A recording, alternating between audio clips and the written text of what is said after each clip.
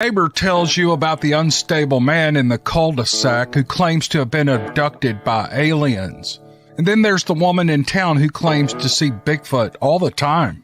Your boss, who you greatly admire, confides in you that he has started speaking with his wife daily when he gets home from work. She died 8 years ago.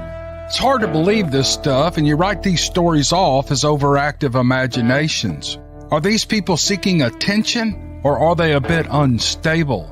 No matter what you think, if you're like me, you walk away wondering, what if that was true? The What If It's True podcast features stories by ordinary people like you and me. Something has happened to them, something so strange they are in agony unless they tell others. My name is Cameron Buckner, and the What If It's True podcast is available at whatifitstruepodcast.com and on all available podcast apps.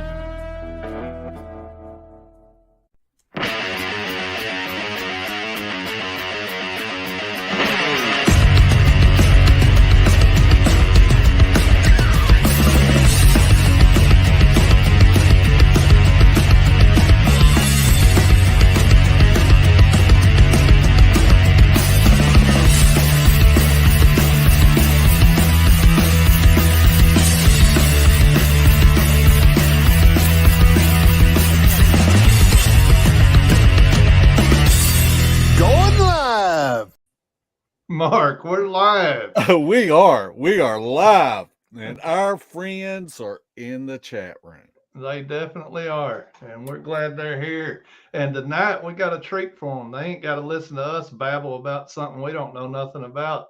They get to hear from a lady that has many experiences with forest people and other things, and we're going to let her talk about that after a while. But I can't wait to hear some of it.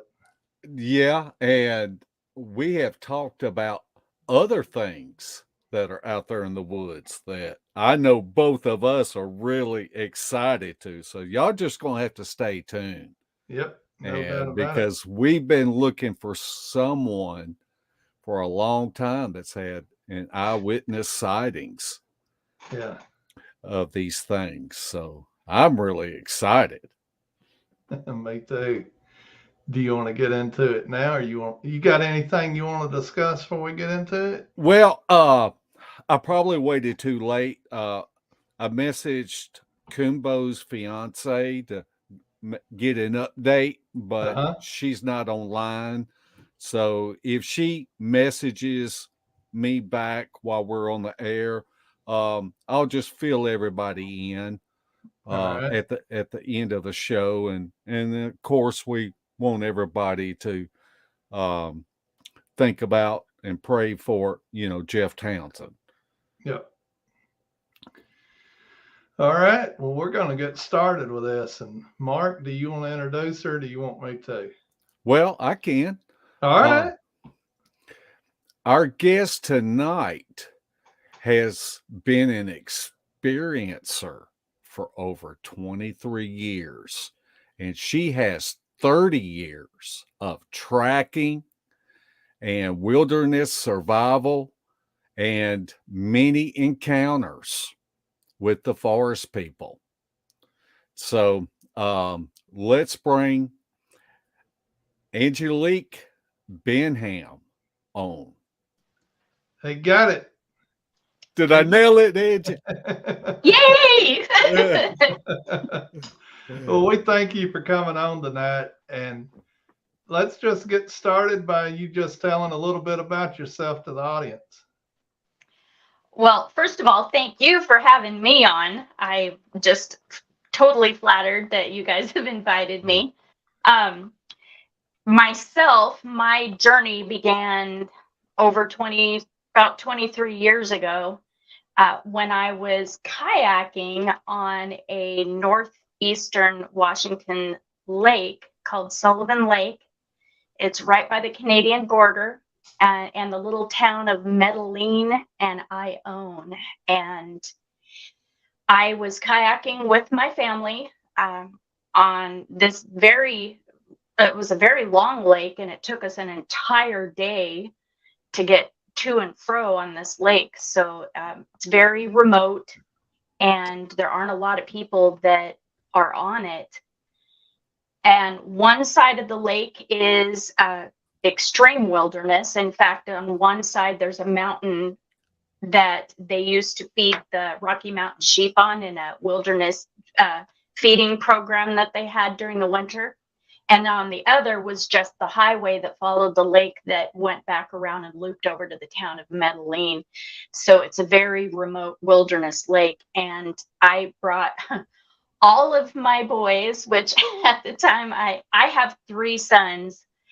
And then I had my brother passed away. And so his wife and they also had 3 sons. So, and I think there was a couple extra kids in the mix somewhere in that mix, but it was basically like herding cats, trying to get all these boys to kayak.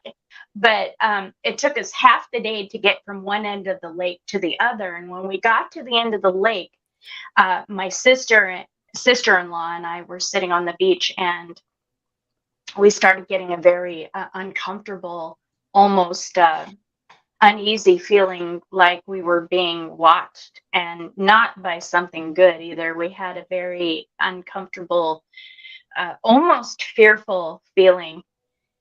And so we didn't stay very long. We were basically collecting the boys, let them splash around for a few minutes, eat their lunch, and then we were going to head all the way back. And it was mid-August and about 90 degrees.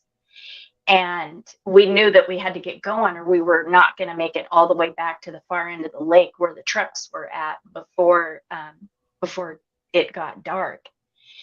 So me and my nasty habit that I had at the time, I used to smoke cigarettes, and I didn't want my kids to know that I was smoking, because I didn't want them to know. So I was sneaking cigarettes, and I sent them ahead of me, and I stayed back for a little bit so I could have a cigarette. And off the beach. Now, when we first got there, the beach was just covered with families, just tons of people and children splashing in the water. And it's kind of an inlet where you've got the beach, but then it kind of wraps back around, and then it follows the lake out along that mountain. Now, in the bend of the beach, on the far side of the one of the bank, there was a rope swing. And when I was sitting there in my kayak having a cigarette, I noticed that the beach emptied. There's just wasn't anybody there. And so it was like the whole beach just got up and left all at the same time. And I was there all by myself. And I still had kind of that uneasy feeling. But what was worse was that I am not a very good swimmer, and I had given my life vest to one of the boys. So I decided that what I was going to do was, after I was done with my cigarette, I was going to go ahead and follow the shoreline and stay right up against the shoreline as I headed back down the lake, and just stay close enough to the bank that if I flipped my kayak, I wouldn't have very far to swim. I could just drag it over and empty it. Yeah. Well, as I was kind of going through this in my head, I noticed across the way at the rope swing, there was 2 little boys that were probably about 10. They were about the same age, maybe a little bit younger than my boys at the time. And they walked down the bank, and behind them, their grandpa was following them over to the shore. Then he sat down on what looked like a stump, and the little boys played at the water edge, and we were throwing stones and pointing. And I remember thinking, as I was all by myself and still feeling uneasy, that, oh, good, I'm not totally alone. And if something happens to me, like Loch Ness Sullivan monster comes out of the water and gets me, at least this man would see me. And so I kind of almost felt relieved. Yeah. Well, as I was leaving, I went ahead and I kind of aimed for them.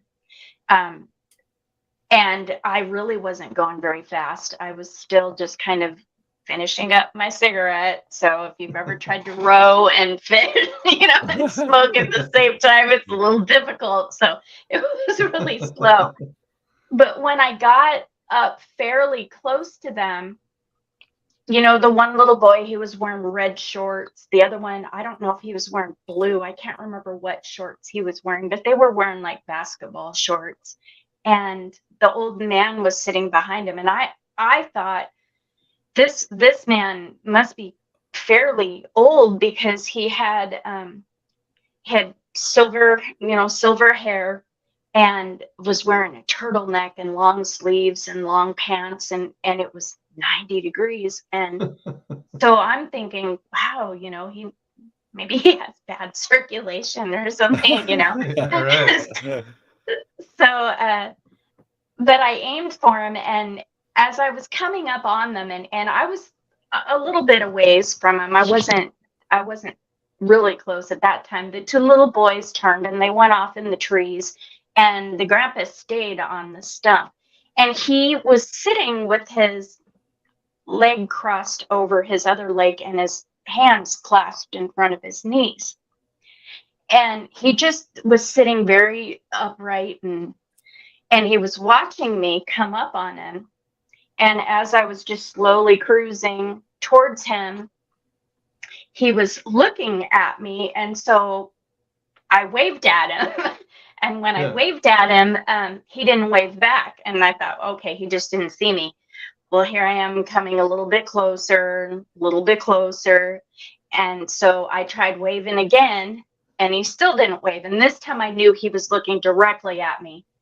And so I was just at that point in time kind of thinking, well, he's an elder and he probably just doesn't want to deal with a stranger. And so it's not a big deal.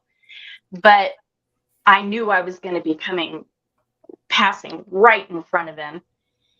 So I just kind of, looked away. And then as I was coming up on him, I was probably 8 feet away from the bank. I was just past where the trees, when trees fall into the water and the limbs and everything are hanging over, I was just past those, just barely off of the shore. And I looked over at him, and when I looked over at him, I did a double take, because I realized then that he really wasn't that old. He had, as I got closer to him, his hair wasn't as white as I thought it was. It was more of a salt and pepper, kind of like what I got going on. but it was salt and pepper, and he looked like he was probably in his early 40s. Yeah. And I was in my 30s at that time, and I looked over at him and I was like, this guy was actually quite a bit younger than I thought he was, and he was a really attractive man. He wasn't. He caught me off guard. He was very good looking, and I kind of got embarrassed and I looked away, and then I looked back. Okay, I did a double take. All right, I did a double take. When I did a double take, that's when I realized that he wasn't wearing a turtleneck. He was covered in hair, and he was looking directly at me. And when I looked at him and realized that he was covered in hair, I made eye contact with him. And when I did, I was close enough to him, I could see his eye color. And his eye color was just this. I've never seen anything even similar to that, but he had the most beautiful golden brown eyes that I think I've ever seen, and he had real thick black lashes. And it just stood out to me. He was really good looking. Well, when I realized he was covered in hair, I immediately looked away, because my first thought was, oh my gosh, I don't want to embarrass him. I don't want to make him feel like I'm gawking at his, what I thought was a skin disease. Yeah. And so I looked away, And then I glanced back, and when I glanced back, he had stood up. And when he stood up, he had turned sideways. So I didn't see anything. Okay. I wasn't looking. Okay. I wasn't looking, but he had turned sideways and he had lifted his arm up over his head to brush a branch out of his face. And his bicep was like this. And he had moved his foot or his leg somehow. And that muscle that runs the length of your thigh, joggers get it. People that work out their legs a lot, they get that outer thigh muscle. It just rippled. And I just kind of went, oh my, I've never seen anybody that muscular before that wasn't a professional bodybuilder, but he was also enormous. Now, my dad was 6'6", and I remember thinking this guy had at least 2 feet on my dad and was perfectly proportionate. He wasn't abnormally muscular in one way and not in another. I mean, he really honestly looked like a linebacker or somebody that was just ripped.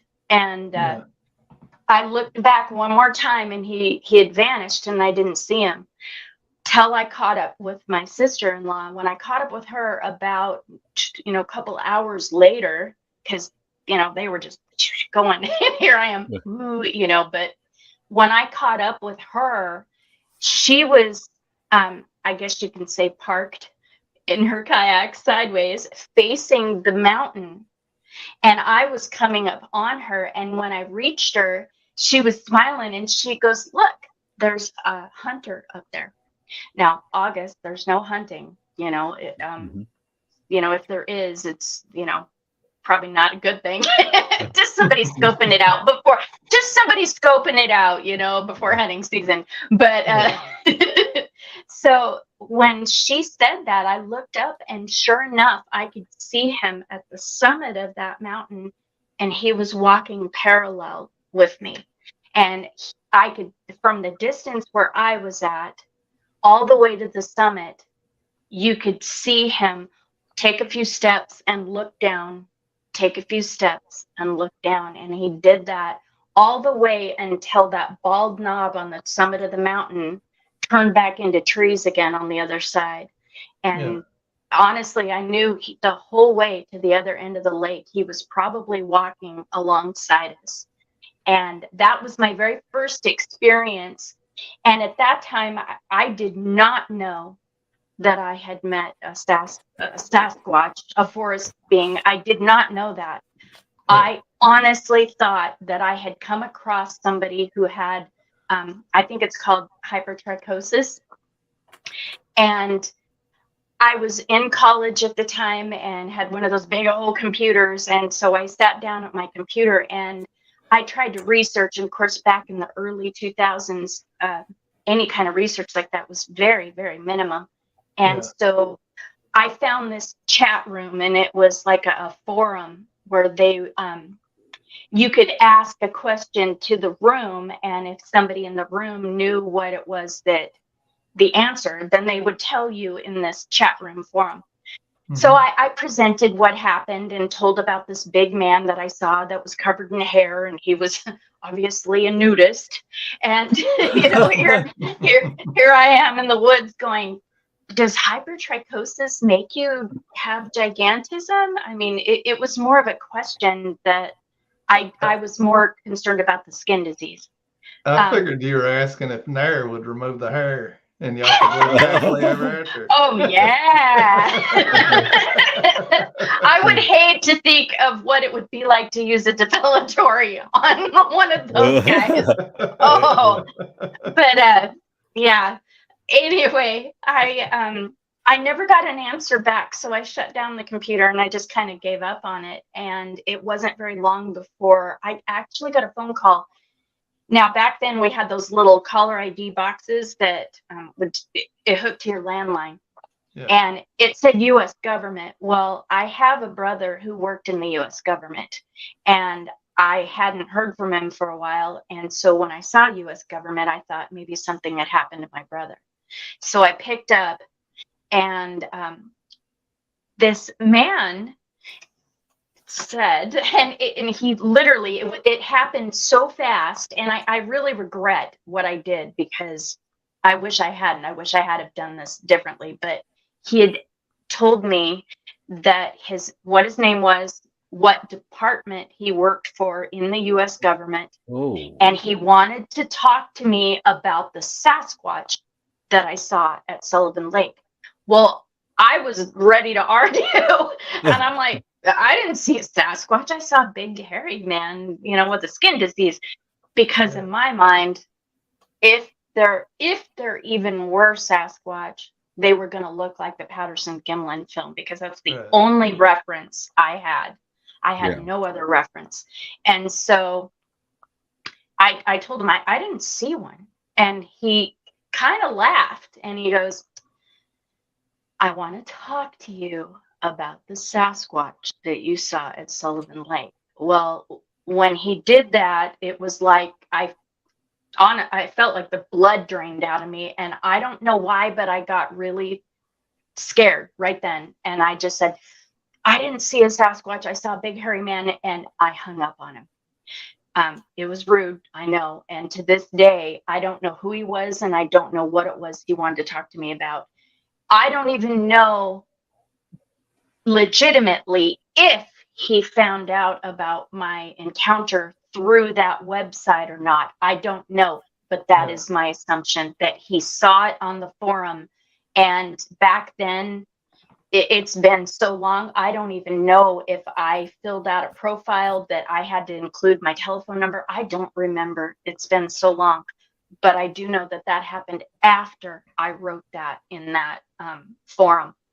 So when that happened, I told my sons about it. I was single mother, divorced. And so my kids were all living with me. My oldest was, I think, probably pushing 16. I think he was in high school, or he was coming up on high school. It was in that, teenage years. And he had said, Mom, the guys at school have been talking about this website that you can get a hold of, and they, and I'm not going to name them, but we all know who it is. It's the it's the alphabet, Yeah. But he said, why don't you get on their website and tell them what happened to you, and see what maybe they can tell you what to do. So I did, and I filled out the template, and I got a hold of them. And immediately I got a phone call from one of their the people who work for him, who was calling me up to hear my account. And he must have talked to me for probably 3 hours, making me retell the story, describe descriptions. What was he doing? How big do you think? What color?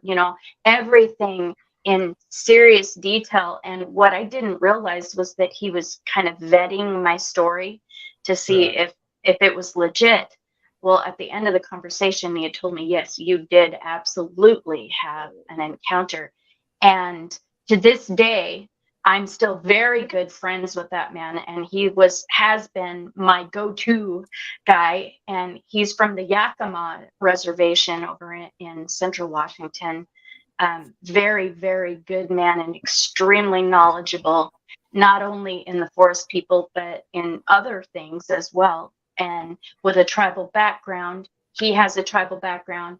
I grew up on the Colville Reservation in Washington, which is the Arrow Lakes band of the Inland Salish, but I'm also Minneconjou. So for me, a Lakota living along the Columbia River, I learned a lot of the Salish traditions and beliefs. And so with him being a Yakima tribal member, we were able to kind of collaborate and learn and talk to each other throughout the years, because with that first encounter that I had, that was the very first one that I had, and it was almost like the roof came off of a box, and from then on, I was having them come to my house. I was having sightings outside my window. First, it was the smells. With that, when people talk about the smell, I know it very well, and can pinpoint it like that. And then it went from that on into I moved from Washington State over to the panhandle of North Idaho, which is where I live now. And I moved on to a ranch where I had 77 acres, and it was a wilderness property.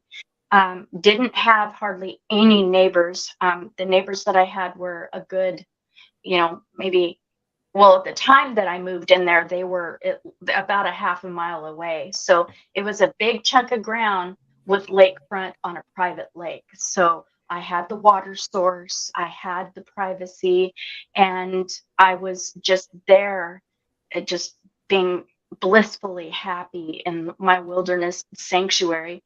But it wasn't very long before we started hearing the noises, and from then on, it was almost a nightly thing where, and I always slept with my window open, and that my bedroom window was way above the ground. So I didn't have to worry about anybody trying to crawl in or anything, but I always slept with my window wide open. Didn't matter what season, even in the winter. I always have my window open so I can hear. I like to be able to hear what's going on. And I can't tell you how many times I woke up to the sounds of these roars and screams and bellows, just sounded. It would start off like a howl, like a deep alpha wolf, which we did have wolves, but wolves don't end their howl with a roar of rage. At least not in any of the packs I've been around. But so I lived there for about 5 years, and while I lived there, I got to know, and you guys are all familiar with her, Cindy Goodbrake. She's, well known throughout the community. And as I got to know her, we got to talk about a lot of the same situations that were happening on her property were happening on mine at the same time. And so her and I got to be, pretty good acquaintances and stuff. And I would, tell her, did you hear the noises? And she'd be like, yeah, I heard them last night. And then she was sharing information. And then from then on, at the time, I ended up, I had been a tracker for a long time. I'd been, not professionally, just grew up on the res, got, learning how to hunt and fish. And I enjoyed that more than being, a stay-at-home girl. I'm always been out in the wilderness. And so at that time, I was dating a guy who was a world-renowned tracker and one of the best of anybody that I've ever known. And he taught me a lot of things. And so I spent a lot of years up in the mountains with him. And the things that he taught me have really come into play now in my life, and being able to work with these beings and to be able to find them fairly easily. But as I grew into this, friendship with Cindy, I began experiencing more and more with what was happening on my property. And then it got to the point where I would think, am I going crazy? What's happening here? Yeah. But there would be other people who would be with me at the time that would happen, mainly my sons, who would be just going, did you see that? And then be like, yes, I did. I saw that. So the entire family, and not just me, my entire family has experienced this in many different ways. And so my youngest son, who's now going to be 30 here in a couple weeks, he's actually going to start his own team, and he's always been kind of my silent partner. Yeah. When I did kind of join up with Cindy when she started Sasquatch Sisters Northwest, and I was I did the podcasting, and I did handled the Facebook page and stuff, but and we started getting into the research and everything together as a team. But then there were so many things that just happened in my life. We had a lot of deaths, and I mean a lot of deaths. We lost over 20 people in our family and in our friends group in just since the beginning of the pandemic. So it was a sad time in my life. So I kind of pulled away and just I'm letting myself heal, and go through that, the grief, and being able to just finally get a breath, Yeah. I think later on, early summer, my son will be, launching. So look for that. I will definitely make sure that people know when he's ready to launch his team and that he gets the support that he needs. Along with what we did as we were researching was that we pulled away from the mainstream ideas. I started out that way, so don't take this in a way that I'm dissing on anybody who does do it this way. But I pulled away. I chose to pull away because of my Native beliefs and traditions, and I was being mentored by a Native elder. And one of the things that he had taught me was that these are people, that for us to be able to enter their territory, you have to look at it like you were entering into the rainforest of Brazil and you just came across a tribe of people that have not been around modern civilization. You enter into their territory respectfully.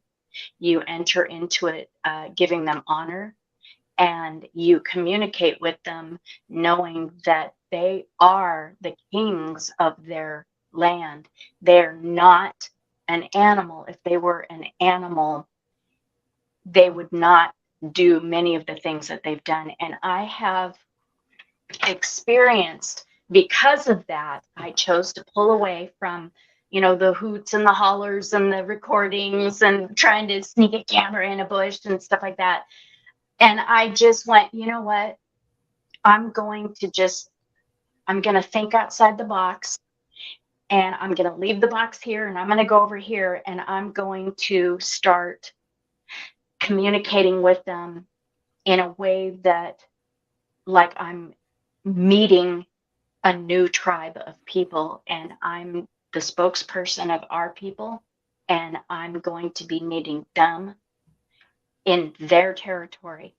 So when I did that, immediately, and I'm getting goosebumps just talking about this. Immediately, things changed for me. It was no longer just listening to wood knocks at night and hoops and hollers. It was starting off with the samurai gibberish, or whatever they call it, where you're hearing them talk, and then them leaving me gifts and finding presents where they would have been the only ones that would have known what was going on. The area down at the lake, my son and I used to hike down there every day.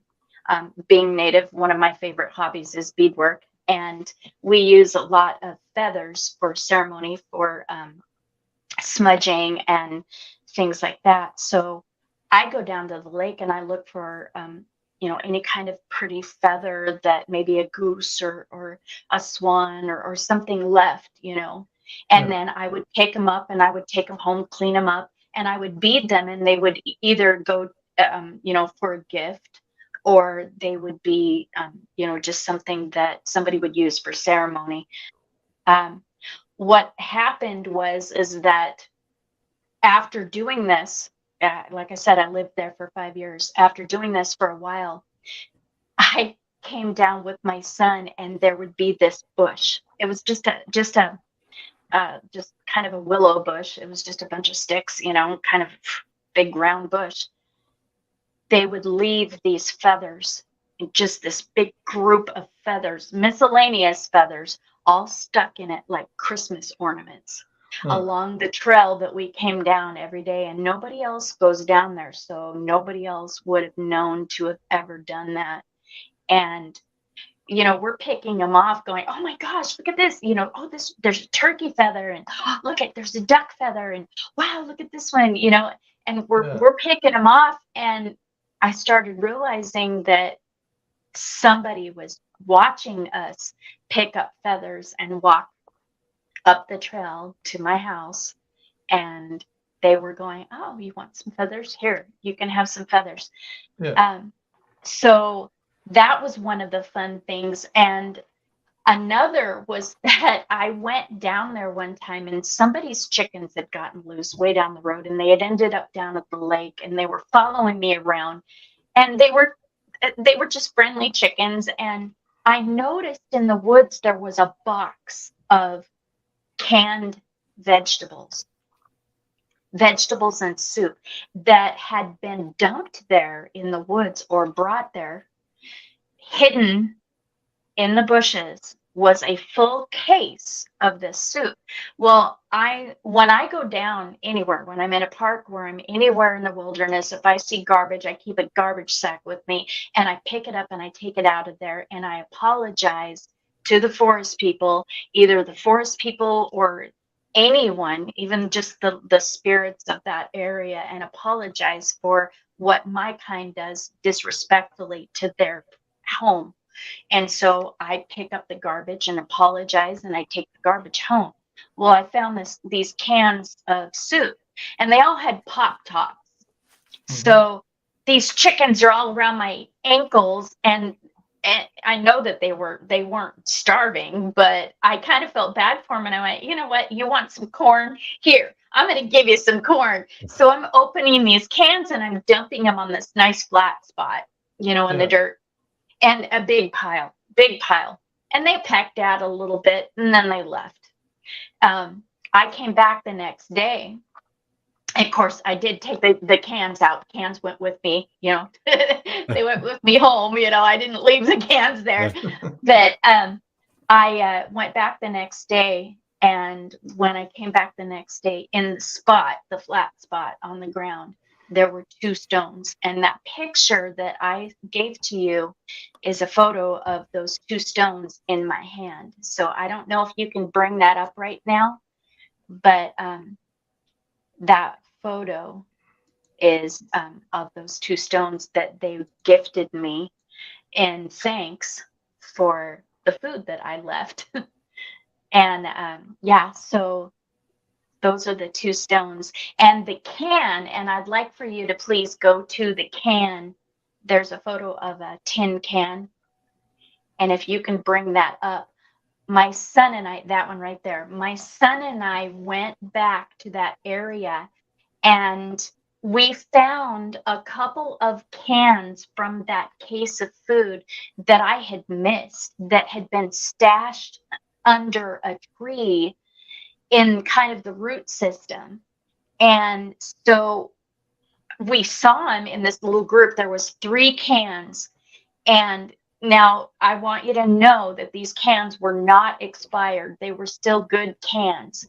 Now, if you look at this can, about 2/3 of the way down, you'll see a hole in it where all of the juice that was in that can was sucked out, and the vegetables were left in it. Now, I want you to notice the rust spot around that hole. Now, if you can kind of concentrate more on the rust than you can the hole, that is the shape of a mouth, where somebody had popped a hole in that can and sucked the juice out, and then just put the can back. And now all 3 of those cans had a puncture hole where the juice was sucked out. The vegetables were actually left in it, which surprised me. but each of those cans had a rust spot where the mouth would be. And this was not a small mouth. This rust spot took up half the can. So if you can imagine when you're popping a hole in a can and taking a drink or sucking it out, you're only going to have a little bit of space around that hole. This took up half the can. So that was something that we found that was very interesting. And it was a pop in and pull out, because the tin, it's really difficult to see, but if you can see, there's a little flap of metal that had been pushed in and pulled out. Now, I don't know about you, but if I'm gonna sneak or if I'm starving and I'm looking to eat some soup that I find in a can, I'm going to open the whole thing up. I'm not just gonna drink. I'm not just gonna sip the juice out of it and throw the rest away. Right. It was just the juice, and it was a tomato-based juice. So I don't know if that's anything that might resonate with any of your listeners, but I found it interesting myself that tomato seems to be something that they really like. So that was one of the things from where that area was. Now, all along this journey, I've been working more and more with what I call the clan. And it's because I came across on the other side of the mountain. So this is all the same area, okay? It's called the Hoodoo Valley. Hoodoo Valley runs all the way from Priest River, Idaho, all the way up almost to the Spokane Valley, up through this whole area that runs down the panhandle of North Idaho. And I've done a lot of research and delved into it. And the Hoodoo Valley has had historically so many encounters, not just with the forest people, but also entities. There's been aliens, alien things. You know, people have seen ETs. I don't want to say they've seen aliens, but they've seen things in that area that are unexplainable, that have to do with lights and ships and things like that. Yeah. There's also been people that have had experienced lost time. And what's really sad is that there has been a lot of suicides for no apparent reason, where someone will go hunting, or life will be doing great, they'll be happy, and all of a sudden their personality changes when they're in a certain area, and they just kind of go zombie-like and end their life. And that's happened on several occasions in this particular area called Hoodoo Mountain. And there's been apparitions. There's been a lot of some strange things in that area, and a lot of entities that you can't even, they're not even, people don't even talk about them. I've never heard them. I've never heard anybody say what they are. They're just something different. They're just some different stuff. So that's one of the things that has happened in this area with Hoodoo Valley and the Hoodoo Mountain Range. So when we go out, when I was working with Cindy and her group, which was Deanna Cusimano and Tanya Braddock, our group of the Sasquatch sisters, and I think they've all pretty much disbanded. I think Cindy's the one, she's got the logo. She's keeping that, but the rest of the girls have left and done their own thing too. Going as a group and a team of women, going up into the woods, we each had our own kind of abilities, I guess you can say. One person had the ability to be able to hear mind speak, and she had it so well that you would almost be like, what did they say next? Tell me what they said, and she had that ability. She was just phenomenal. And some people do. I don't. I don't have that ability. My abilities are in tracking and being able to locate. I can feel things when if there's something in an area, the hair on my arm will stand up. And that's not, I'm not just saying this about forest people. I get that when if there's a predator in the area and stuff like that. I just try to be in tune with my surroundings so that I can sense something if there's something there. Being, as I look at myself, lacking in the ability to be able to mind speak and things like that, I do more audible. And I have actually had communications with a female that I ran into, not literally, but I was out on a back road in Hoodoo Valley in my Jeep, and I found this old road, and I was just exploring. I was having a great day, and it was a flat area, and I came across a fallen tree, and this is pretty important. That tree was parallel with the road. So, but as I came up on it, I came at it in such an angle that I could see the backside first before the Jeep was going to pass in front of that tree. Now, there's a photograph that I have of Cindy standing in front of a fallen tree. And can you show that really quick? Yeah. Please.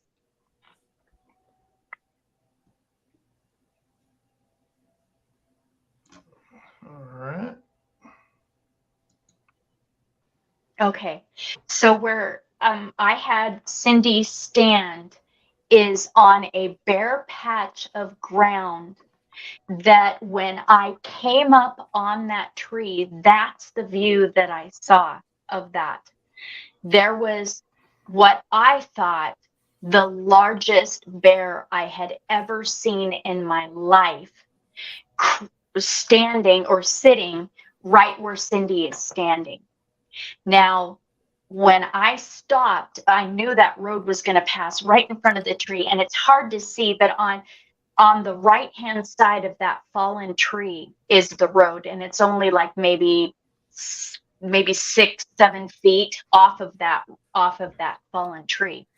Now I knew I was getting ready to pass right in front of that tree, and I was kind of a little bit I stopped my Jeep, and I just sat there for a minute looking at it going, what do I do? It's not leaving. I if you've ever had a bear right off the side of the road, as soon as you stop, they skedaddle. I mean, they take off, and you don't have to worry about them. This one stayed. And I was thinking, this is one of the biggest bears I've ever seen in my life, and it's not moving. And I'm thinking, what do I do? So I'm staring at, and I can only see the fur. I can't see the bear. I can only see the fur. And all of a sudden, it started rocking back and forth. Instead of turning tail and, getting, it was rocking back and forth. And that was a movement that did not make sense to me. So I stopped and I really looked at it. And that was when I realized that what I was seeing was the side of someone's head, 2 fists up against the face.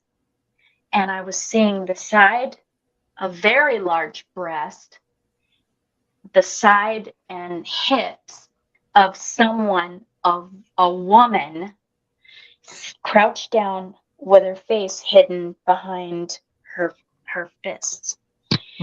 And this is where it gets weird, okay? And this was the very first time I've ever seen this, and I didn't even know that this existed. So this is where I called my friend Mel, who had been my go-to guy in the very beginning. I called him going, what was this? Tell me. But what had happened was where her gluteus and her heels, because she was crouched down in like a fetal position, where that was at was the darkest, black hair. Okay. It was the blackest hair.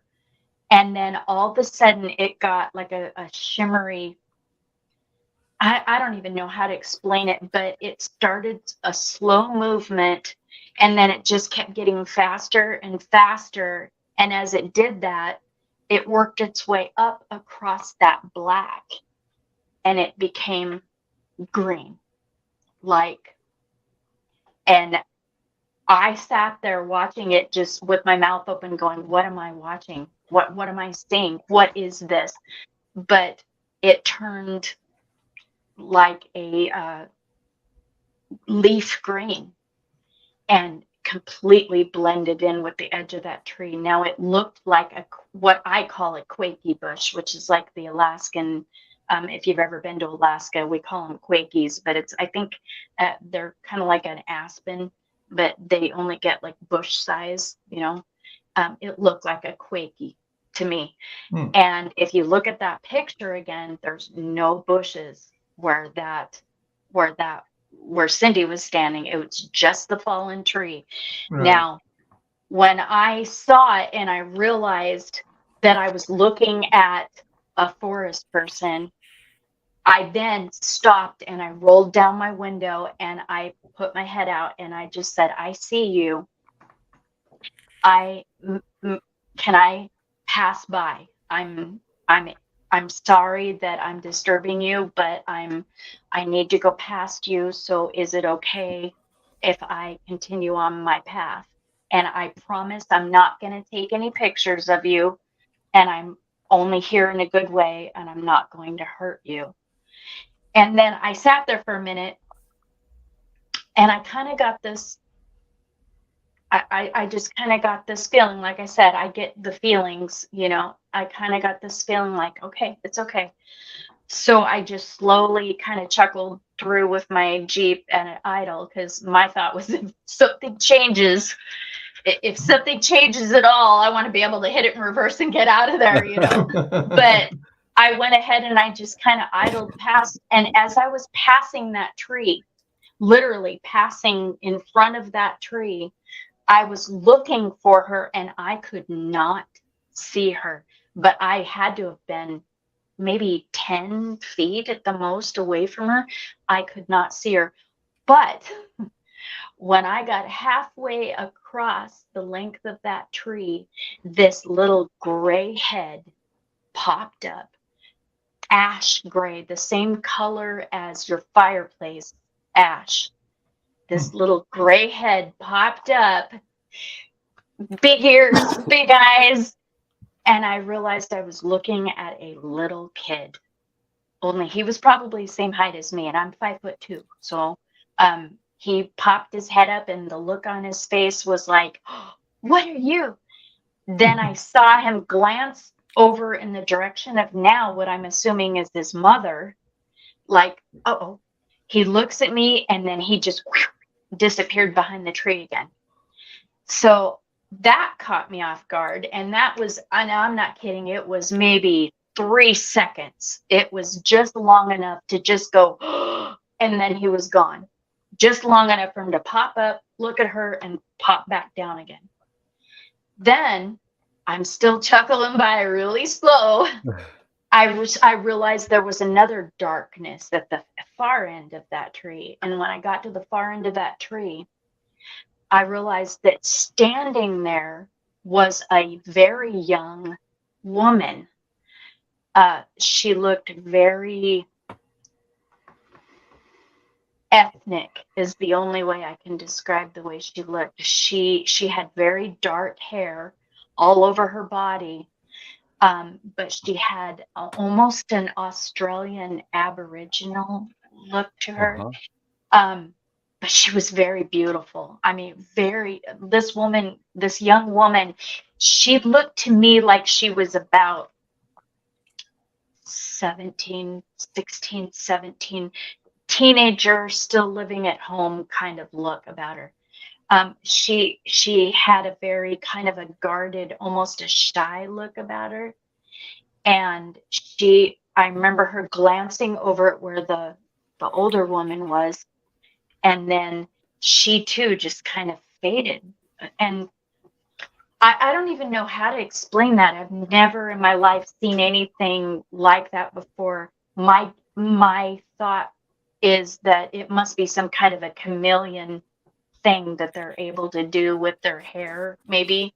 But I passed by and I looked in my rearview mirror and I could sort of see a little bit of black, like black hair in the tree, but I couldn't see them. I couldn't see their features.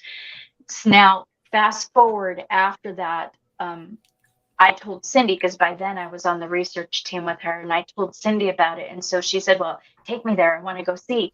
So I took her to that place. And this time I didn't see any darkness behind the tree. I didn't see any black hair. It was void and it was an empty spot like you see in that picture. So I said, well, let's get out. We're going to look for tracks. So we got out. And when we got out, we found right about where Cindy is standing, a literal bare spot on the ground along that tree where they had worn the grass gone. And along with that photograph, there's also a photograph of some bones. I don't know if you can bring those up, but those little piles of bones were all over back there behind that. Now I want you to look really close at this bone. This bone is not crushed. The meat and all the tissue has been sucked off of it, and it's in a pile. We did not touch it. We photographed it where it was at. We left it laying. There's, I think, a vertebrae. There's a leg bone and something else, but there's a mixture of bones that have all been sucked on, and that one like a leg bone, and this is a large bone. It's like the size, I think we found moose hide, so it was a very large animal that had been eaten on. The marrow had been sucked out of this bone, and if you I wish I had a thought to send a photograph of where we had gotten the top of where the knuckle bone is at the top of that leg bone. There's a hole where you can tell that the marrow had been literally sucked out like a straw, rather than like a canine or a bear would crush it with their teeth and get to it that way. None of these bones were crushed. They were all sucked on, and there was no tissue. They were very clean, and the marrow was gone in the larger bones. So along this trail behind this tree, we found scatterings of piles of bones. And so we were following it. And this is about a 10-acre parcel of forest. In the middle, the very center of this forest, was this weird looking tree. And you can bring that photo up as well. It's a picture of a split tree. So that tree right there, when we came up on it, it looked at first like maybe a lightning strike or something like that. But if you've ever seen trees that have been struck by lightning, you'll see where it'll blow the bark off of it. You'll see the black where it follows it all the way to the ground.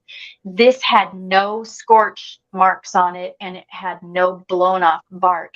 It was a two-topped tree that each of the tops had been literally pulled to opposite sides of each other. And the ends of both of those branches, and I call them branches, but they were enormous. They were logs, basically. They were anchored down on the ground by other logs. So this is not something that could possibly happen naturally. And in the center of that saddle was a big tuft of hair. And I know that a lot of people have said, well, maybe it was, that, what do they call, witch's hair moss or something, where it looks like hair, but it's actually of moss.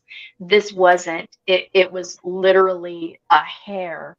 And so I thought, okay, well, maybe a bear. And I do that. I will try to vet everything that I do. So my son has a bear hide on his wall that he's got a bear skin rug. And so what I did was I found the longest hairs on the hide, which is usually under the armpit, and I clipped out that hair and I held it up and I blew on it. Now a bear hair is stiff and it's a little ripply, but it's stiff. And if you hold it at the end and blow on it, it'll just kind of vibrate, but it'll stay stiff. What we found up in that tree, it literally was just flowing. And it was kind of a reddish brown hair. And we kind of went, okay, we're leaving this hair there. We're not going to take it. We're not going to look and take DNA. We're not looking for samples. We already know that they exist. We're not going to try to prove it. We look at it then that this is something sacred. It's sacred to them, and we're not going to invade their privacy by taking from them something that belongs to them. So we left it there respectfully, and then later on I went back and I put tobacco ties and made an offering and apologized to them first for having may been disrespectful in the way that we handled it, because we weren't sure then what we were dealing with. When we realized what we were dealing with, we went back and apologized and left a tobacco offering. So having done that, when you treat them with the respect that our ancestors treated them, they will open up to you so much more than if you just oh, look at, there's a Sasquatch, take a picture. Oh, look, I found a track, yay. Well, yeah. What we've done, and I do have a photo of a track that we found going well, first, before I get sidetracked, I don't want to go down a different rabbit hole. I want to finish what I was saying. So here I met this woman, her child, and a I'm assuming teenage daughter. If not a teenage daughter, then a young woman who was being possibly just the women together, I went to my elder who has been mentoring me, native elder, and said, what do I do? Because for him, and he has, is that the time? Do I need to go? No. Okay. It's the alarm. It's time to. Okay, I'm good. You're good. Yes. Okay. So I went to my elder who'd been mentoring me and he has asked me to keep him anonymous. He does not want to be. Does not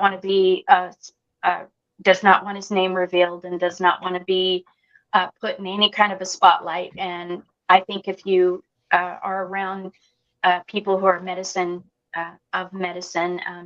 some people call them shaman, we call them medicine men, medicine women. They're very humble and they want to remain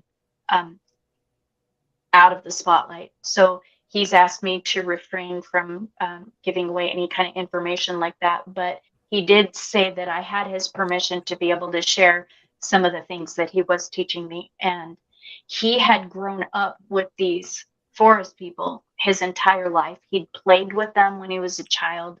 He'd rode on their backs when he was a child. They packed him around like their own child. And they literally, he grew up with them. And because of that, he was able to teach me about their social, the way that they socialize with each other and with us, is that they are a family. There is a mother, a father, grandfather, grandmother, sisters, brothers, cousins. We call it Tio Spega. It's a kind of it's your family, but maybe your cousin's kind of an offshoot of your nuclear family. So this is who they are and how they feel. It is very important to them. Family is number one, and respect. And so when they accept you into their clan, you're given a name. You have a name. And they might call you your name that you tell them what your name is, but they also have a name for you that they refer to you as when they're talking to each other about you. And one of the things that happened to me that I started crying when I realized what it was that they had done was that when I had this property, I had gotten ready. It was a gorgeous, gorgeous piece of ground that overlooked a huge vista and a mountain in the background.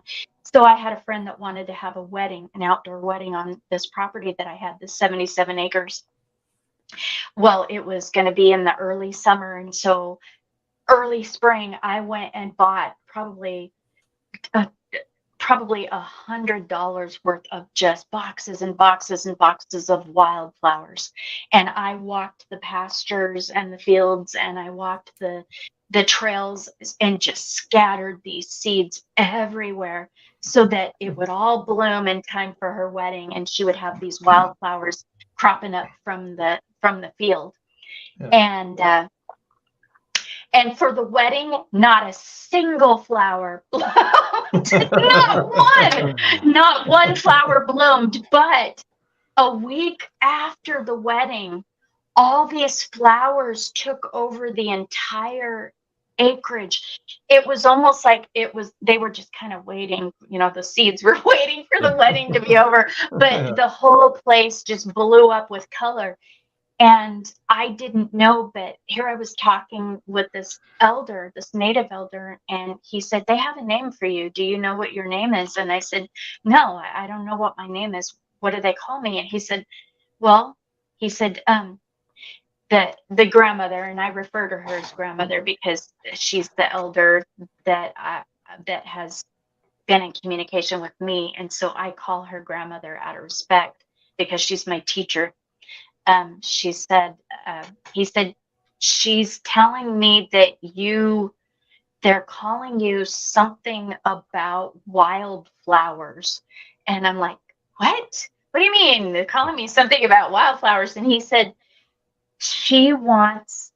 they're calling you something about wildflowers. You did something, you put wildflowers. And I went, oh, that's right, I did.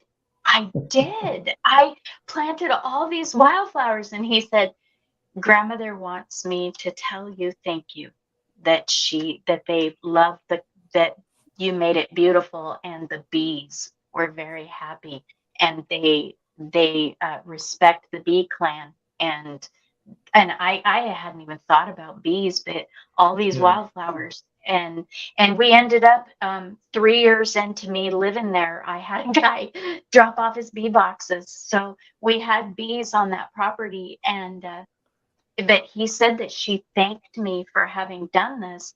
And that was the name that they were referring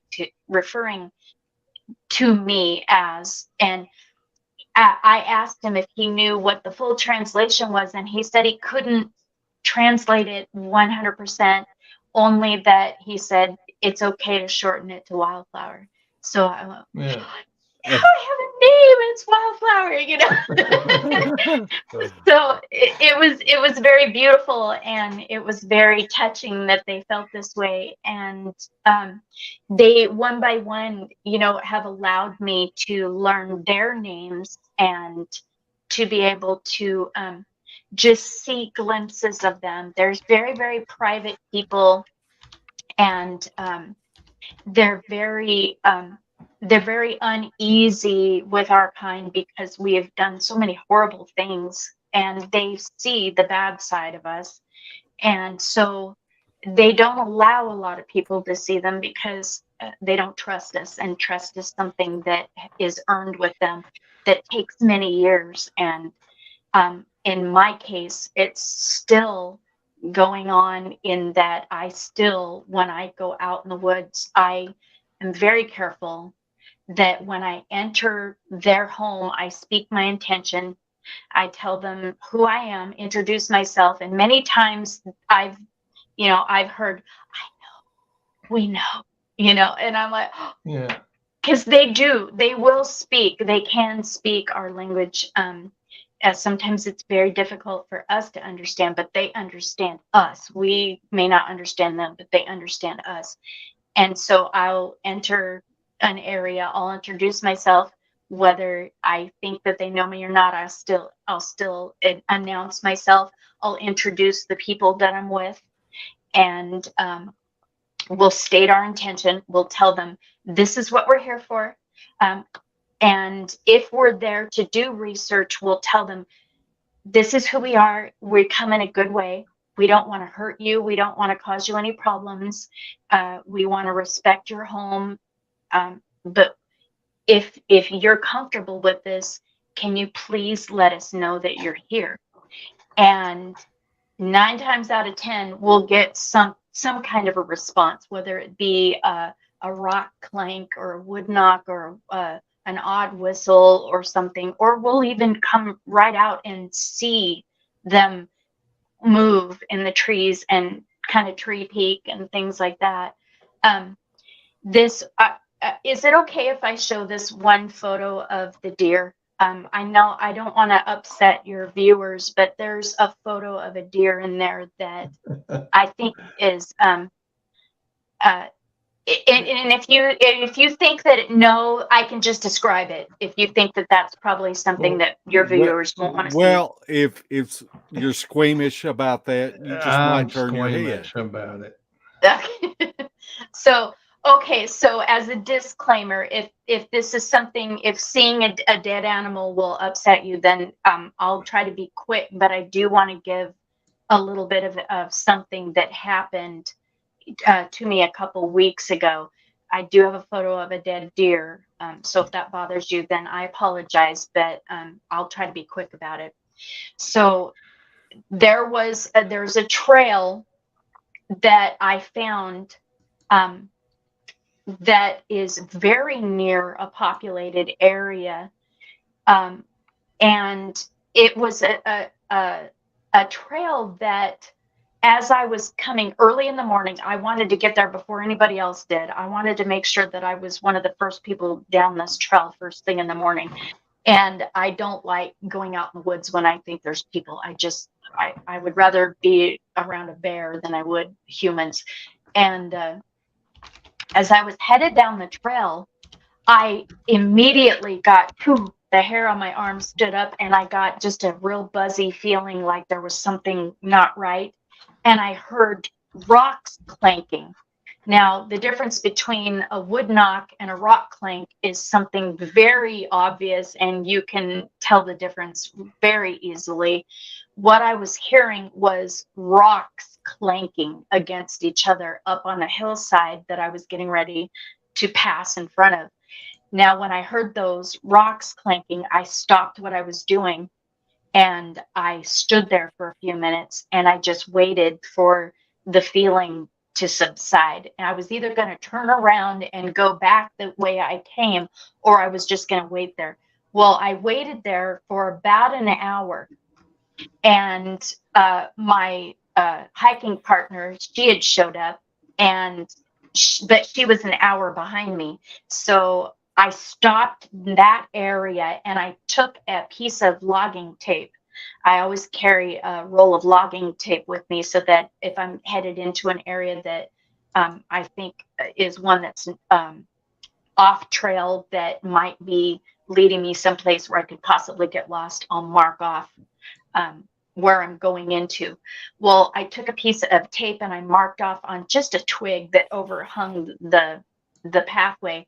And then I walked back to where I was meeting up with my friend. When we got back to that spot where the tree knocks were at, the tape was gone, completely gone, not laying on the ground, hadn't gotten blown off. It was gone. And I'm like, okay, so maybe I wasn't supposed to leave this here, or maybe they liked it, took it. Either way, it was gone. And I knew there was nobody else there. So my friend and I headed down the trail, and by then the feeling had subsided, where I was no longer feeling like there was something wrong. I kept going, no longer heard the rock clanking together, and headed on down the pathway. We got about an eighth of a mile past where I was at, and I found this doe. And by then, the crows had already landed on her and had started eating on her. I'm that kid who, when I was little, I'm the one that poked dead things with a stick. Okay. I went over her, looked for whatever injury she had that killed her, because, well, first of all, there's no road, so it's not like she got hit by a car. I'm looking for any kind of sign of predator, thinking, okay, if there's a cougar in the area, I don't want to be coming up on this kill. Well, I had my friend watch my back, and I said, I'm going to examine her because I want to see if it's a cougar kill. So I looked at the back of her head, I looked at her neck, I looked at everything, and there was not an injury on her except her neck was snapped. That was the only injury. She didn't have rape marks from claws. She didn't have bite marks on the back of her neck. She didn't have bite marks on her throat. The only injury she had was a snapped neck. So, of course, I got a hold of my mentor, and I asked him, and I said, I sent him a picture, and I said, this is what we just found. And he said, okay, that rock clanking, when you hear that rock clanking, that was for you to stop. And he said, had you kept going, you would have interfered with their hunt. And he said, you stumbled across what they had killed, but he said, leave the area because that's their food, their dinner. And had I kept going at the time that the rocks were clanking, and had I just kept right on walking, I might have possibly prevented them from being able to get their dinner, basically, is what that was. So that doe, I know it's gruesome, and I'm sorry, but they have to eat too. So that's one of those things. Now, there's another photo that I sent you that was on that same path, and that's that real long structure where it looks like somebody put a bunch of fence posts up against one tree. Can you show that too, please? Yes, ma'am. Once Mark tells me how to do it. When you say that they communicate with you, how can you elaborate a little bit on that? Well, when they are, making kind of, like hoots and whistles and things like that. If I ask them a question, I'll ask them, okay, if you're here, will you let me know that you're here? And then I'll hear, a whoop, or I'll hear a wood knock, or I'll hear a whistle, things like that. That's what I mean, is how they'll let me know. Now, when I have my friend with me who has the ability to hear mind speak, she can literally just almost translate for me. And I know that is questionable to some people. I know it's something that is woo, as some people say, but don't think I haven't vetted her, because I am one of those people that you've got to show me the proof before I'm just gonna bite it and go. I have to see. So what I'll do is I might ask her a question, and then I might ask like the forest people a question in front of her, being very, very vague, asking them something about a situation that happened when she wasn't around, just to see if the answer is going to collaborate. And it does every time. So she really does have a gift, and she's actually been known quite a bit for being able to speak with, the other side, and stuff. So I do rely a lot on some of the things that she's able to tell me, as long as and like I said, I will vet everything, and it's pretty amazing, especially when, it's kind of like what the elder did when he told me about the wildflowers. Nobody would have known about that. Nobody knew that I went out there and scattered. I lived out in the wilderness and I didn't tell anybody. It was something I did while I was by myself. Nobody would have known that I scattered wildflowers, and nobody knew about it for the wedding because they didn't blow. Right. So, yeah. So when somebody says something, when the forest people tell somebody that they have seen me do something when I was by myself, then I tend to go, okay, now this is something that I'll take as legit. And, another thing that I have been doing recently is trying to learn how to communicate with them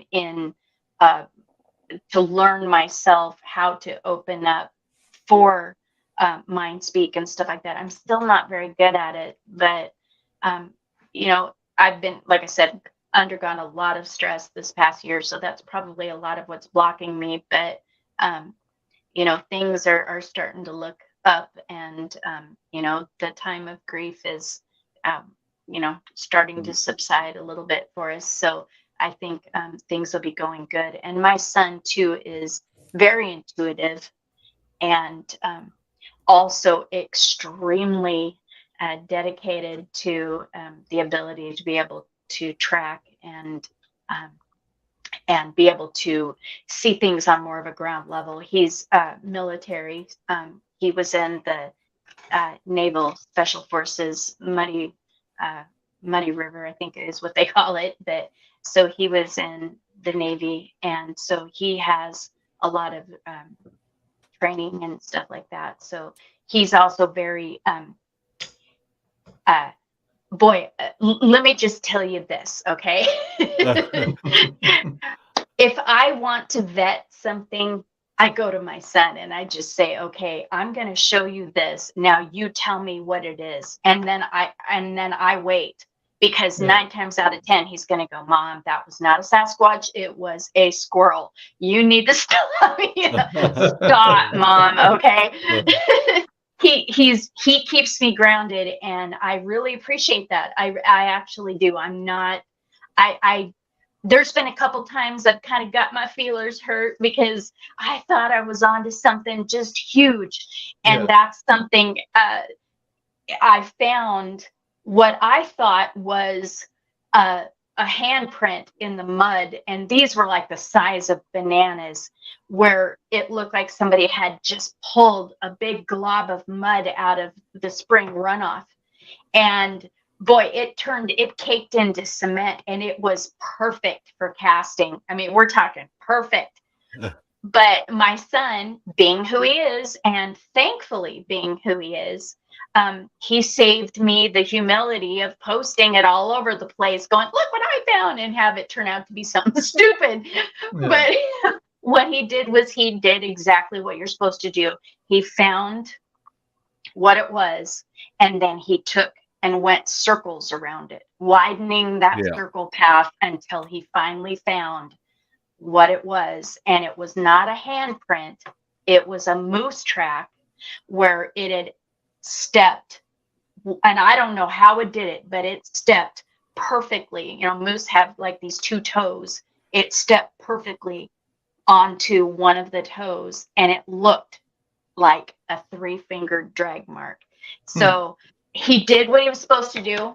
And like I said, as much as I was disappointed, I'm thankful that he did that, because in that very same area, we found the track. And I would like for you to show that up, because that was, to us, it was absolutely the most, it was like, yes, we finally did it. Now that's my son, and he's holding in the track that we cast. And I have to admit, it was his first track that he cast, and the first time that I tried to help him with it and didn't know what I was doing. We were using a plaster that we had never used before. The plaster that we use is discontinued. So we were using something different, and I accidentally broke off the big toe. So if you can look about where the collar is of his shirt, there was a big toe there, but it's not there anymore. So, but it did. And then the other photos where you see the where he had the measuring tape, that is actually the track before we cast it. And it was 16 inches long by 7 inches wide. And it was in the middle of that runoff. And we had found several footprints. They had about a 4.5 foot stride, but it was in a very steep spring runoff, a lot of rocks and a lot of things. You can see kind of the background of what it looked like. So basically the width between each step wasn't very long.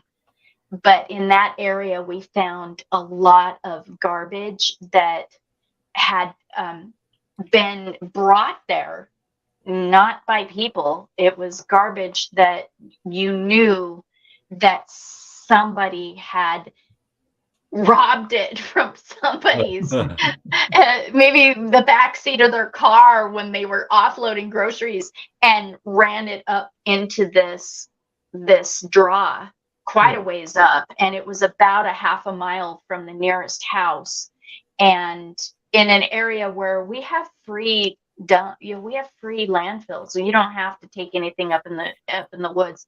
But there was a pile of eggshells. There was and this is why I went, okay, that wasn't a person. That wasn't a person. There was a cardboard egg carton, where half of it you could tell had been ripped in half, and a pile of empty eggshells that were set carefully next to each other on the hillside away from the carton. So obviously somebody was cracking them and sucking them, cracking them and sucking them, and then putting them down. But there was also a pile of chewed up egg carton vomit that was next to it, that you could tell that something had literally eaten the egg carton, had ripped it in half, eaten that half. And then obviously it didn't sit well with them, and they erped it up right there next to the eggshells.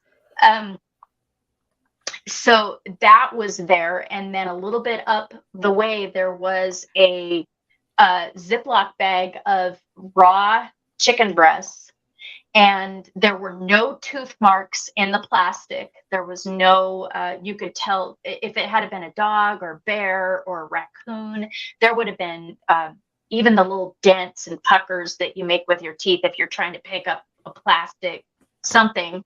There was none of that. And it was sealed. Then a little bit up from that, there was a bag of onions that were still good enough that you could have peeled them and eaten them. I mean, you could have peeled the skins off and fried them up and eaten them. They were still really, really fresh. Yeah. So the part that I got thinking about it, going, okay, I had somebody go, well, maybe it was a homeless person. You found a homeless person's barefoot. And I'm thinking, okay, there's been times in my life that I've been very poor. I have been extremely poor and trying to find my next meal. And if I'm presented with an egg carton full of eggs, a bag of Ziploc bag full of raw chicken, I'm going, and onions. I'm going to chop up the onions. I'm going to fry up the eggs with the chicken, and I'm going to use the egg carton as fire starter. And I'm going to start a fire, and I'm going to cook it all.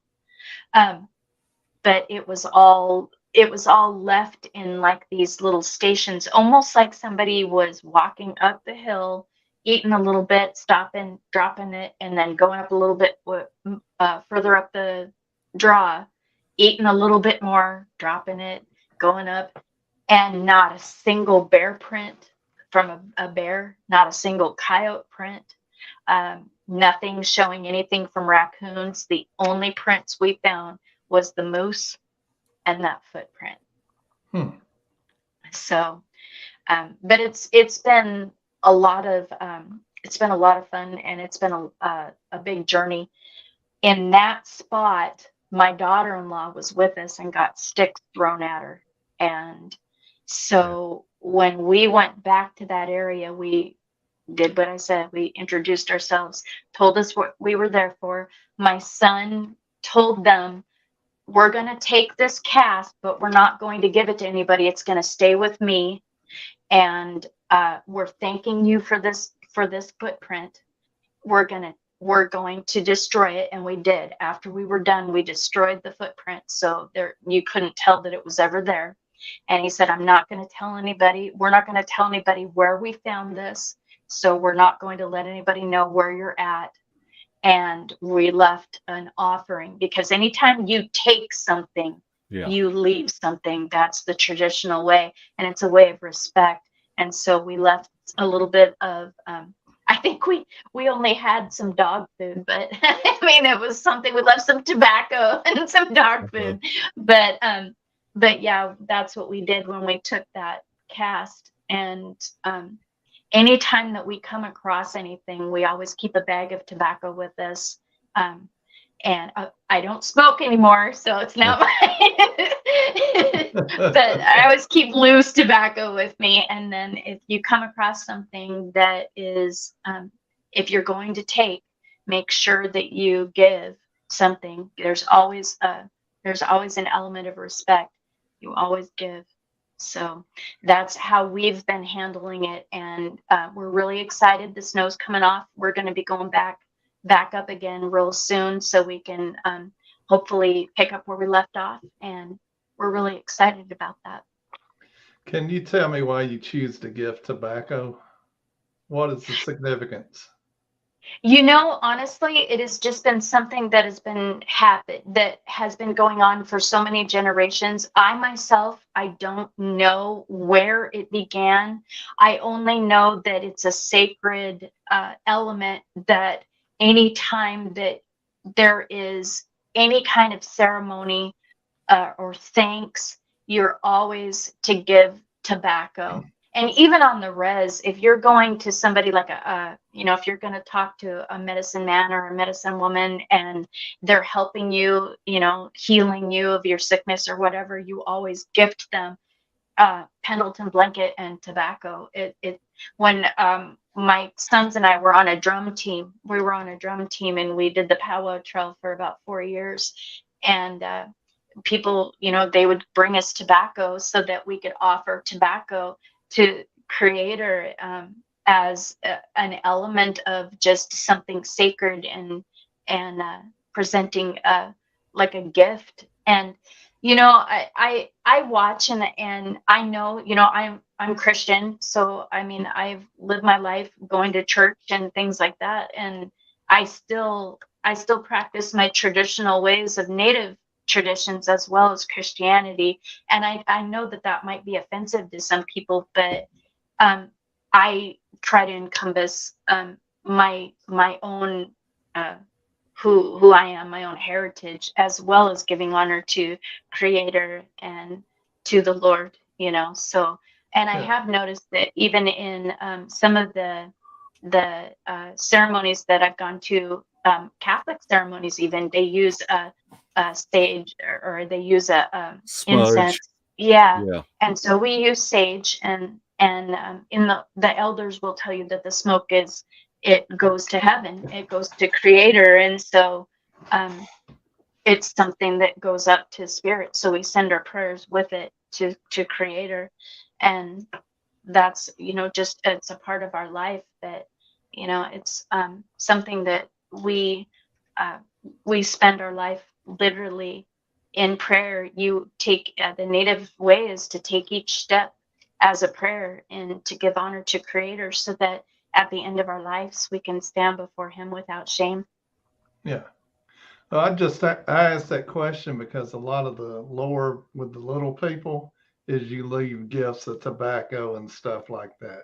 So I Yes. was wondering what the significance of the tobacco was. If they just like it, that's great. But I think it's just a sacred thing. okay. And talking about little people, you'd asked me before the show if Uh-huh. I had any encounters with little people, and yes, we have. Yeah.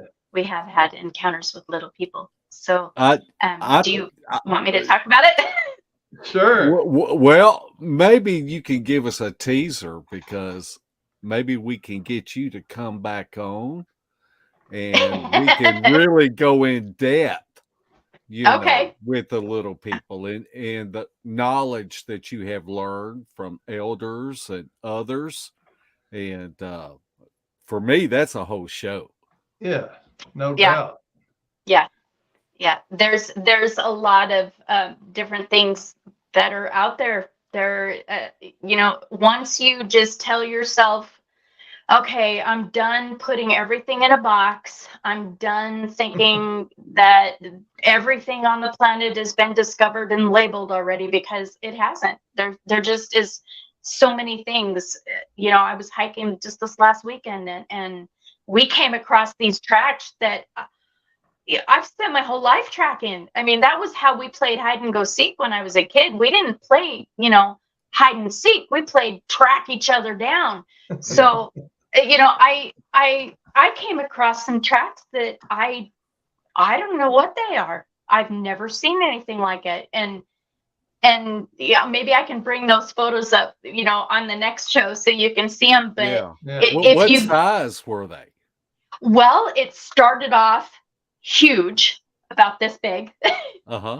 And then they would, it walked up a hillside, all these tracks bipedally, so like a human, but the span was too far apart for my friend. She's 5'11", and she couldn't reach her foot next to it. So it was a further span than most people. Very, very large, very large. But it had snowed, and so it filled in enough that you couldn't get an exact definition. But what it was the patterns that we were looking at was these prints going up the hillside, and alongside them looked like something quadruped, but had a foot almost like a goat, like a goat. But you would see these, and if you've ever tracked a quadruped, like a dog or a cat or something, you can tell that they offshoot each other. The two tracks offshoot each other, kind of diagonal in fours, right? You can tell the span of how large the animal is by those four tracks. Okay. Uh-huh. This one had four tracks, like a quadruped, and then half of it would just veer off and leave this one going bipedally, and then it would veer back a little ways up the hill back to going quadruped. It was the weirdest thing. I've never seen anything like that, and I'm going, and they were about the size of maybe a cat or a coyote, and not very heavy.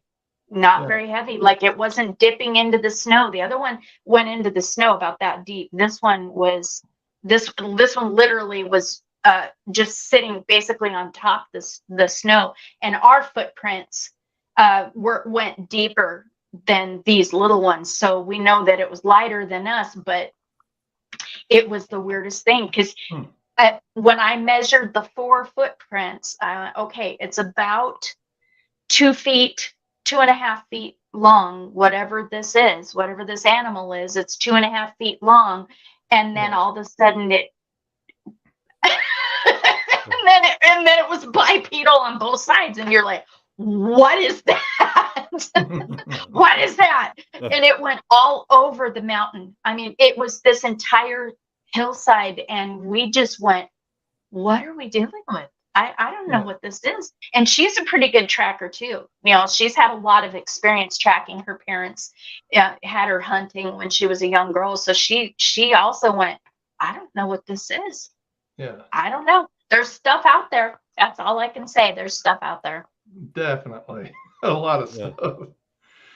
We're coming up on the end of the show. I know I've missed 100 questions here. We're going to take time to do some questions now, and I'm going to start from the end of them.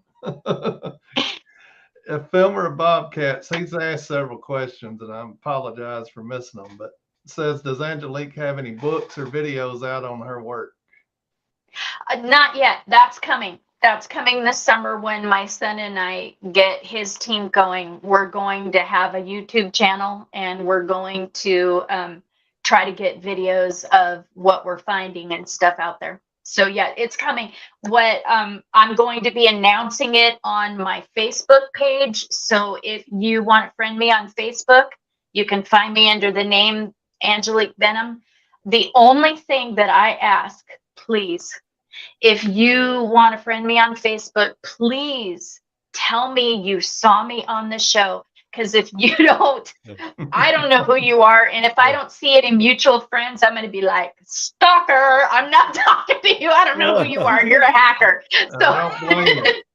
Just be yes, so careful. Just be careful if he sends you one. I'm kidding. I already did. She deleted it. Did I? Oh no! We'll send it again. No, you didn't delete it. All right. Here's another good question for Filmer Bobcats. How do the forest people react to the mention of Jesus? Oh, very sacred. Very, very sacred. And yes, they absolutely acknowledged Jesus. They acknowledged the sacred. The one is what they call him. Of course, I think, many people could say Jesus, but to them, they call him the one. And when they refer to him, they are very, very precise in saying that he is the only one that you bow to. I made a mistake one time in that when I was in the woods once and I could feel that they were all around me, my first impulse was to bow. And just to close my eyes and automatically bow. And like I said, I've spent my whole life. So when you close your eyes, you just automatically bow. I audibly heard, this wasn't mind speak. I audibly heard grandmother say, don't bow, only bow to the one. And when she said the one, I knew what she meant. It was, they have a very, very powerful way of being able to project what they mean by what they're saying. They could say two words and you know what they mean. And that was how I felt. They take absolute reverence of the Lord. Absolutely. That's good. Yes. All right. Mark Ledford asked, what was the color of the young female you saw? Jet black. And her skin was very dark. Like I said, she had a very aboriginal look about her, like an Australian aboriginal woman. But she was very beautiful, very very demure. That's the way that she's just very feminine, muscled, very muscly, but not muscled like a man. She was like a very powerful, like a very powerful, almost like an Olympic jogger. Yeah, track and field. Yes, like that, but very, very feminine. All right. Filmer of Bobcats asks, what about the features we would tend to see as evil, such as red glowing eyes? Have you encountered anything like that? Yes, but not with them. Something else. Yes. Yeah. What was the something else? Do you know? I am inclined to think that it might have been something like one of the dog creatures, dog men, Man dog? something. Man, Yeah, something like that. It was something that was definitely absolutely terrifying and not in any way human. Terrifying. What is their opinion of the dog man? Do you, through the mind speak with the other lady, y'all ever communicated about dog men or any other creatures that may be around? I haven't yet. That's a good question, and I think that will be something that I'm going to work on maybe the next time I am able to talk to them. From what I've noticed is that in the area that I did have encounters with these dog things, is that the forest people were not there when they were there. They were not there together. So one of them was there, the other wasn't. So I don't think they hang. Yeah. Okay. Filmer Bobcat said, do you think the forest people are friends, evil, or neutral? Do we need to freak out at the sight of one? I'm going to get real with you. Some of them are horrible. Some of them are terrifying. I would not recommend going anywhere into an area like Alaska with the thought in mind you're just going to give them a gift and be their buddy, because there's clans, there's tribes. I believe even okay, basically look at it like this. There's warring tribes in some of these tropical areas that would just as soon kill you as look at you. And then there's ones that are going to trade with you and want you to, be infiltrate, and end up being accepted into their clan. You're not going to know until you're there. So it's really, really pay attention to your intuition. And I mean, really pay attention. If you get a gut feeling that somebody does not want you there, turn around and leave. Do not push it. Disrespect is something that I believe in some places could possibly get you killed. It depends on the tribe and the individual, just like it does it. You're not going to want to walk into the inner city, thinking that you're just going to walk in and be accepted by everybody. You're not going to walk into another country and just be accepted by everybody. Some people where you're going aren't going to like you. And it's the same way. They're not going to trust you. They're not going to like you until they get to know you. So yeah, some of them, I've had some more horrifying encounters, and that we'll save that for another time. But yeah. Well, it's good that you put it that way, because a lot of people, when they hear forest people, they think forest friends and, cuddly. Yeah. We're going to skip and hold hands in the wildflowers. No. However, if you are somebody that they love and accept, you will be loved like you've never been loved before. You will be accepted like you've never been accepted before, in a way that is 100% honest. And when I say honest, that means you got to be honest too. You got to be honest too. When you're stepping foot into their property and in their land, they know if you're being honest or dishonest. And if you're dishonest, they will cut you off and vet you faster than anything. So if you go in and you tell them you're going to come back, you better come back. If you go in and tell them you're not going to come back, don't ever step foot in there again. Never. Because your word will be taken 100%. And if you do not follow through with what you say you're going to do, your word is a lie, and liars are not accepted. That's great advice. Yeah. And not just with Bigfoot. That's just yeah. Should be with us too. Everyday life. Yeah. All right. Rusty Lewis asks, have you seen many signs of very young Sasquatch? I've only seen the one baby, and he was so cute. Not cute like puppies and kittens cute, but cute like he was probably a stinker. I think looking into his eyes, he probably kept his mom busy. Yeah. I'm sure they do. I mean, I was a stinker when I was a little kid. Well, I'm still a stinker, I guess. Yeah. All right. I scrolled back a long way. I'm going to scroll back down and see if somebody asks a new one. Do you want to tell us a little people story before we go?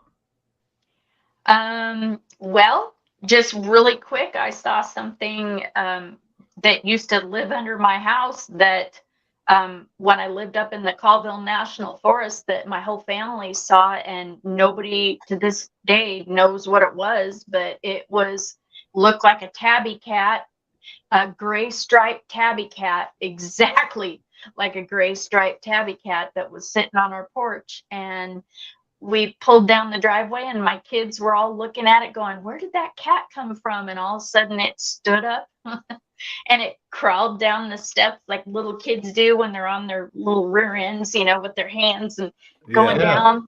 And then it stood up and it just looked at us and walked across the yard and then ducked in under the siding on my house. And yeah, to this day, that was the first time we saw him. The second time, my son was in the kitchen and he looked out the window and he goes, Mom, there's one of those cat thingies. And I went over, looked out the window, and sure enough, there was this little cat running like a jogger up the driveway. And he had his tail was like long and skinny and had a tuft on the end like a lion. And he was just running like a little jogger. I don't know what it was. I don't know what it was, but I've been told by some people that probably was what they call pukwudgie. I don't know anything about them other than I know the native traditions of little people, and I know my brother's had an encounter with some one that made his life hell. Yeah. So, yeah, they say if you get sideways with them, they're very vengeful, kind of. Oh yeah. I was lucky enough when I was in New Mexico, and Randy Yazzie showed me where they were coming in and out of the house and all this stuff. It was wild, the stories he was telling. Oh, that's terrifying. It's intriguing. Yeah. Yeah. Well, I'm thinking of the story my brother had, and it was living in his basement, and it just made life hell on them. I mean, it stabbed their dog, and the dog's fine, but it stabbed it. It put a big gouge on its side, and I don't know how it did it, but it could disappear into an empty room in the basement. And I'll go into that more maybe next time because that's an interesting. Yeah. All right. Gary Spike Sr., he just made a statement. The forest people appreciate our prayers for them also. Yes, they do. And I've actually asked permission to pray for them, and they said thank you very much. They really do appreciate it. So yes, absolutely. You pray for your family, you pray for your friends, pray for them too. Yeah.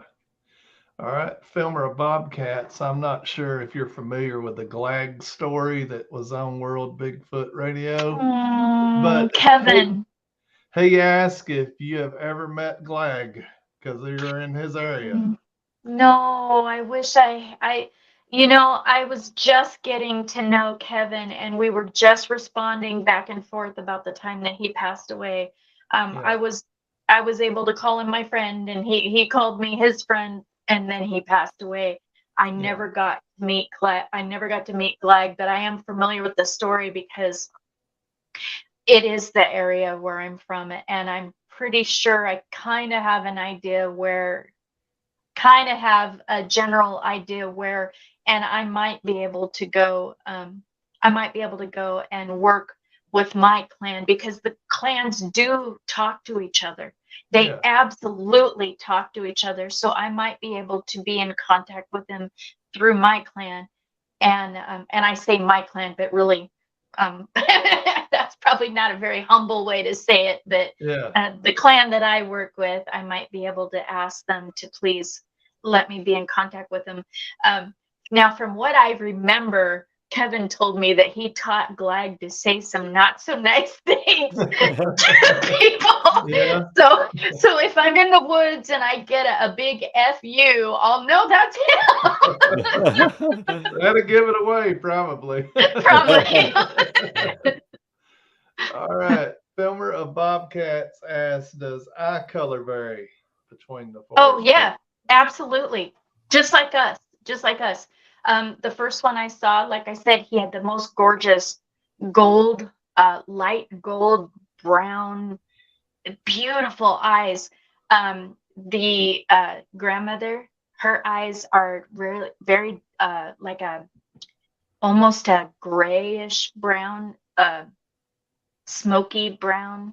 And then the girl that I saw, her eyes are probably about the same color as mine, just dark brown.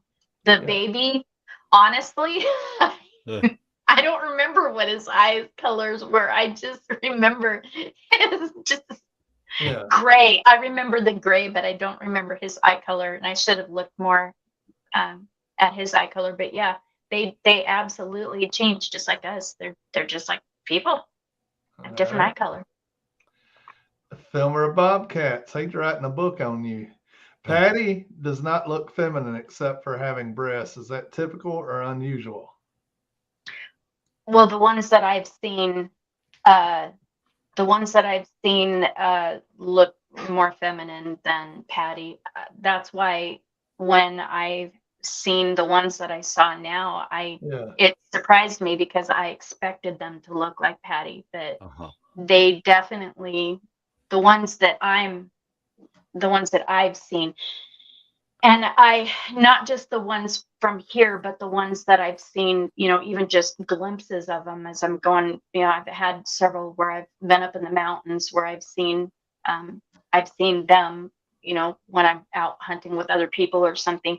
They still have more of a human, everything is just more human than the Patty one. But I have known people who've said that Patty looked more human than the ones that they saw. So it varies. I think it absolutely varies. And I think it might depend on where you're at too. Right. Because the ones around here though, I think look more human. But I've heard, like I said, from others that the ones that they saw look more like, Patty than anything else. So. All right. We're going to do one last question here, and this is a good one because you've been talking about how attractive they are. Do forest people interbreed with people and find us attractive?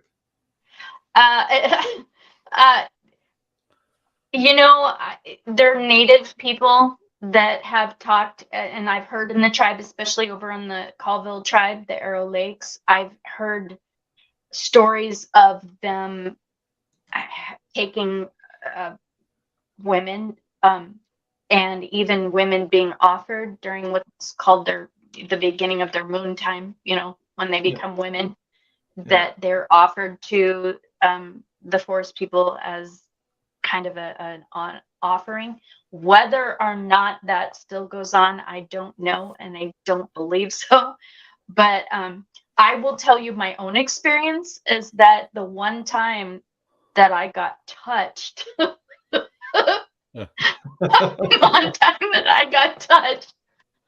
I was told not to open my eyes, because I was told by grandmother if I opened my eyes that they would scare me because they were nearby me.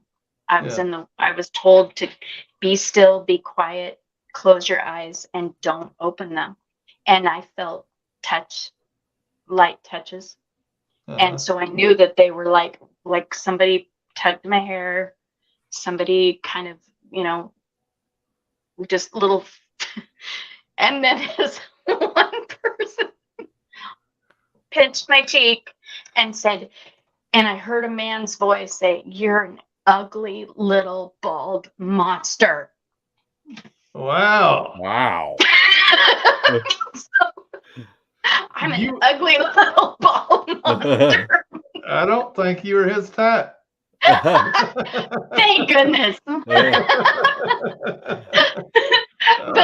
I also didn't get the impression that it was said to be mean, because I heard a kind of laughter back in the trees away. So I think it was meant more as a kind of a tease, but it was like jab. Yeah.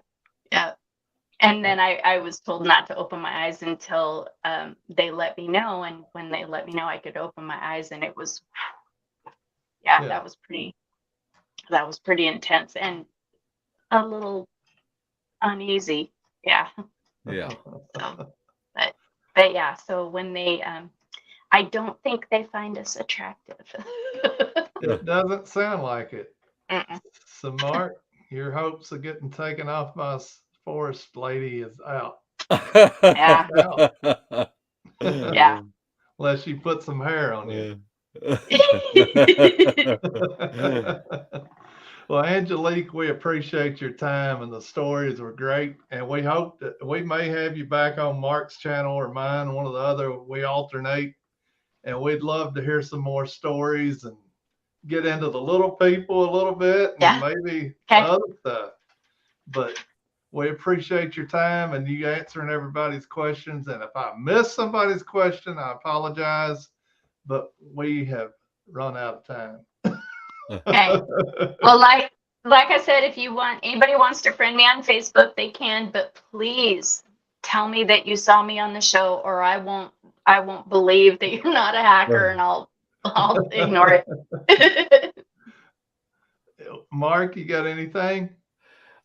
I just want to thank Angelique for coming on and being so forthcoming with everything.